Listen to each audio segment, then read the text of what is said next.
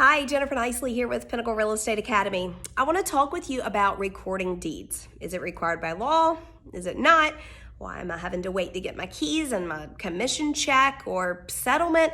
What's going on with all of this? So there are two different things. First of all, there is a law that says the deeds don't have to be recorded. Okay, that's the state of South Carolina. They do not have to be recorded by law. However, our South Carolina purchase and sales agreement says that the deeds have to be recorded before everything is dispersed. Now, there are people doing table funding. That's a whole nother video. We'll talk about that later. But let's talk about the difference between recording a deed and not having to record a deed. The law says that in order for ownership to transfer from one person to another, the seller has to deliver the buyer their deed during the seller's lifetime, and the buyer must accept. That's it. That's all it takes to transfer ownership from a seller to the buyer. Now, we do this through attorneys here in South Carolina, and the attorney notarizes the paperwork that says, yes, we acknowledge and see that the buyer received the deed and it was during the seller's lifetime.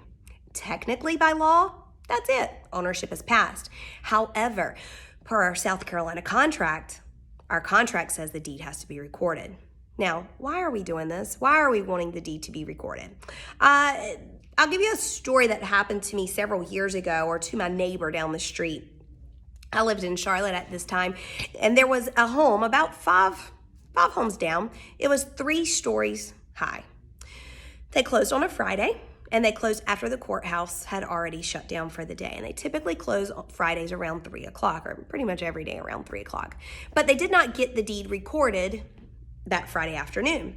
Now, the sellers had already moved out of the property, and they said, you know what, buyers, you can have the property over the weekend. Go ahead and move. It's vacant. You've signed paperwork. Here's the keys. Buyer goes over to the property.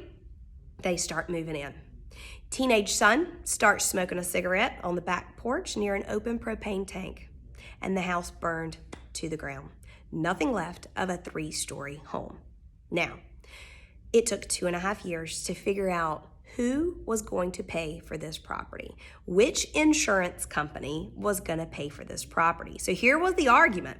The seller's insurance company said, hey, it's not ours. You signed paperwork. By law, doesn't have to be recorded. It's yours. It's your fault. Buyer's insurance says, it's not our fault. We're not going to pay for it because we didn't own it yet. We didn't have coverage yet because the deed wasn't recorded per the contract. They fought for 2.5 years.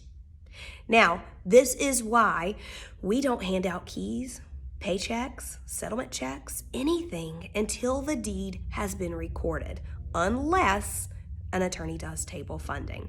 And like I said, that's a whole other video. But if you are taking your real estate exam and you have a question that says, how does ownership transfer from seller to buyer or from one person to another?